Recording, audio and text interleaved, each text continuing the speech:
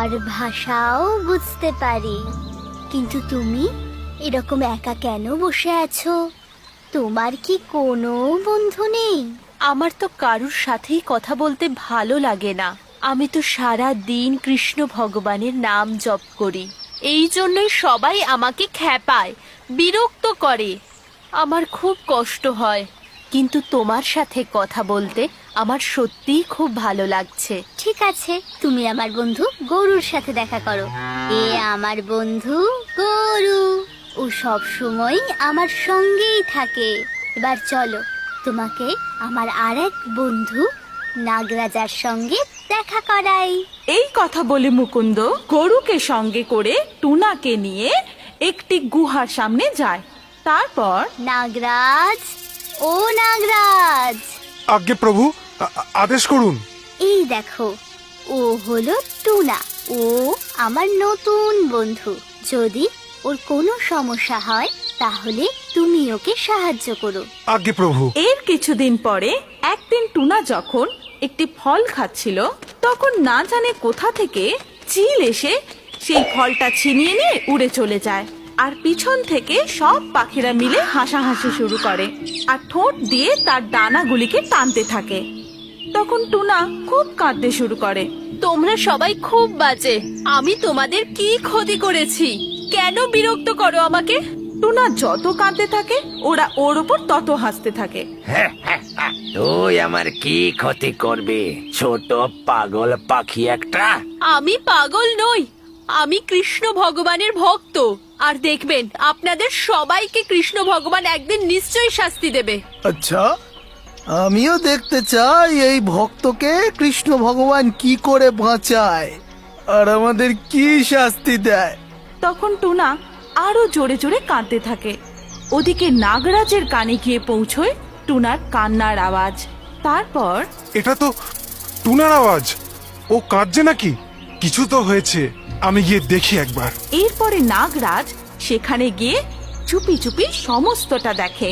তারপর সে মস্ত বড় সাপের রূপ ধারণ করে সবাইকে ভয় দেখায়। আরে বাপরে, কত বড় নাগ! টুনা আমার বন্ধু, তোমরা সবাই টুনাকে বিরক্ত করা বন্ধ করো, নয়তো আমার ছোবল থেকে কেউ রেহাই পাবে না। আমাকে ক্ষমা করে দিন নাগরাজ। আমি আর কখনো টুনাকে বিরক্ত করব না। হ্যাঁ, এই কথা সব সময় মনে রাখবে। টুনা, তুমি নিজের খেয়াল রেখো। যদি কোনো সমস্যা হয় তাহলে নিশ্চয়ই বলবে, আমি আসছি। ঠিক আছে নাগরাজ, তুমিও তোমার খেয়াল রেখো। তারপর একদিন টুনা নিজের ভাই টুনটুন, মা টুনিয়া আর বাবা টুন্নার সাথে ঘাসের দানা খাওয়ার জন্য খেতে নামে। তখন দুজন শিকারী আসে আর জাল বিছিয়ে তাদেরকে ধরে নেয়। তারপর তারা সবাই ভয়ে চেঁচাতে শুরু করে। বাঁচাও, আমাদের বাঁচাও, কেউ আমাদের বাঁচাও, বাঁচাও, আমাদের বাঁচাও, কেউ আমাদের বাঁচাও। হে কৃষ্ণ ভগবান, আমাদের রক্ষা করো। এই শিকারীরা আমাদের বন্দি বানিয়ে ফেলেছে। আমাদের বাঁচাও ভগবান, আমাদের রক্ষা করো। যত চেঁচাতে পারো চেঁচাও, আজ আমাদের হাত থেকে তোমাদের কেউ বাঁচাতে পারবে না। তখন ওই জমিতে গরুও ঘাস খাচ্ছিল। তখন গরু দেখতে পায় যে ওই শিকারীরা ওদেরকে ধরে ফেলছে। তখন গরু দৌড়তে দৌড়তে আসে আর নিজের শিং দিয়ে জোরে জোরে ওদের মারতে থাকে। আরে বাপরে, এই গরুটা কোথা থেকে এলো? কিন্তু ওই গরুটা ওর শিং দিয়ে আমাদের মারছে কেন? পালাও এখান থেকে, পালাও! ওরে বাপরে, এই গরুটা তো আমাদের পেছনই ছাড়ছে না। এদিকে মুকুন্দ এসে জাল খুলে সবাইকে মুক্ত করে দেয়। তারপর তোমাকে অনেক অনেক ধন্যবাদ মুকুন্দ, তুমি আজকে আমাদের বাঁচিয়েছো। কেন আসতাম না টুনা? তুমি তো আমার বন্ধু। আর যখন একটা বন্ধু ডাকে তখন অন্য বন্ধু তাকে সাহায্য করতে কেন আসবে না? ঠিক আছে, আমি এখন আসছি। তুমি নিজের খেয়াল রেখো, আর যখনই প্রয়োজন হবে নিশ্চয়ই বলবে। তারপর মুকুন্দ আর গরু সেখান থেকে চলে যায়। তখন থেকে টুন্নারও দিন খুব ভালো করে কাটতে লাগলো। কেউ তাকে কোনো বিরক্ত করতো না।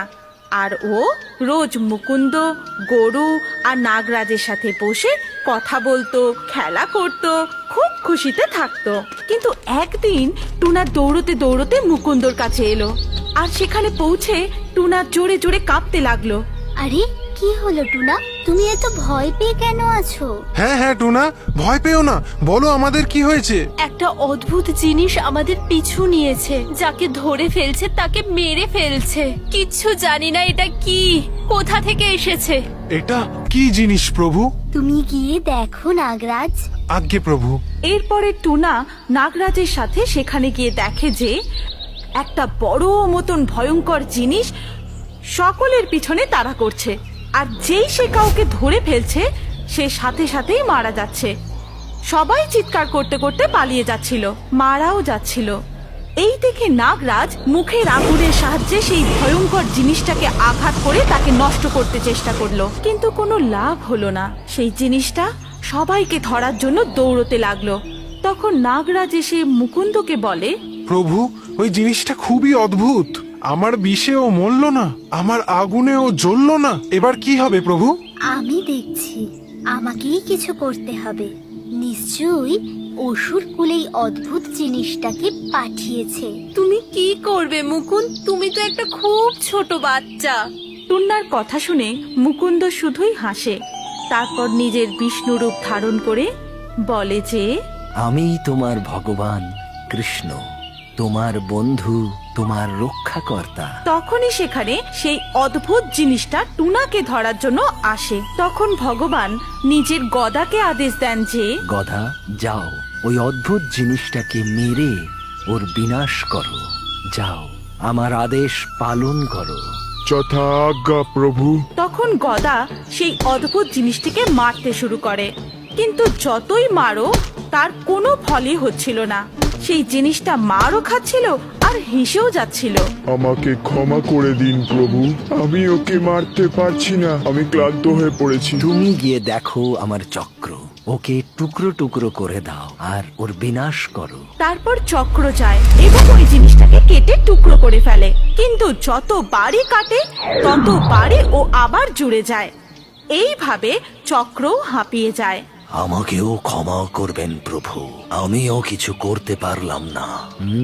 এই অসুরকুল বিনায়ক নিজের বুদ্ধি প্রয়োগ করে শক্তি দিয়ে এই অদ্ভুত জিনিসটাকে বানিয়েছে, যাকে বিনাশ করা সম্ভব নয়। কিন্তু জীবকুলকে বাঁচানোর জন্য তাকে প্রতিরক্ষা শক্তি বাড়াতে হবে। আর সেই কারণে সবাইকে আমার এই শঙ্খের পবিত্র জল পান করাও। এই জল গ্রহণ করার পরে যাকেই ওই জিনিসটি ছোবে তার কিচ্ছু হবে না। যাও, সকলকে এই পবিত্র জল পান করাও। প্রথমে টুনা পবিত্র জল পান করে, তারপর সবাইকে সেই পবিত্র জল পান করায়। এইটা দেখে সেই অদ্ভুত জিনিসটি খুব হাসতে থাকে। তারপর সে গিয়ে সবাইকে ধরতে যায়, কিন্তু কারোরই আর কিছুই হয় না। তখন ওই জিনিসটা নিজেই হাঁপিয়ে যায় এবং মন খারাপ করে সে ওখান থেকে ফিরে যায়। এরপরে সবাই মিলে কৃষ্ণ ভগবানের নাম জপ শুরু করে। জয় শ্রীকৃষ্ণ, জয় শ্রীকৃষ্ণ। তারপর টুনা বলে যে, ভগবান কৃষ্ণই আমাদেরকে রক্ষা করেছেন, উনিই আমাদেরকে বাঁচিয়েছেন।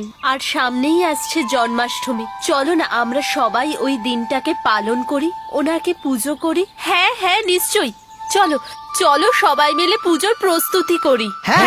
চলো, চলো সবাই চলো চলো, চলো চলো। এরপরে সবাই মিলে খুব ধুমধাম করে জন্মাষ্টমী পালন করে, কৃষ্ণ ভগবানের পুজো করে এবং তারপর থেকে সবাই মিলে খুব আনন্দের সাথে থাকতে শুরু করে। আমাদের গল্প আজকে এখান পর্যন্তই। এই গল্পটি আপনার ভালো লাগলে ভিডিওটি লাইক অবশ্যই করবেন এবং আপনার কোনো পছন্দের গল্প জানা থাকলে কমেন্টে লিখে জানান। সবথেকে ভালো গল্পটি বাছাই করে এমন কার্টুন ভিডিও বানাবো এবং এখনই আমাদের পরবর্তী ভিডিওটি দেখার জন্য স্ক্রিনের উপর আসা এই ভিডিওতে ক্লিক করুন এবং রিও বার্ডসের আরও কার্টুন ভিডিও দেখতে থাকুন।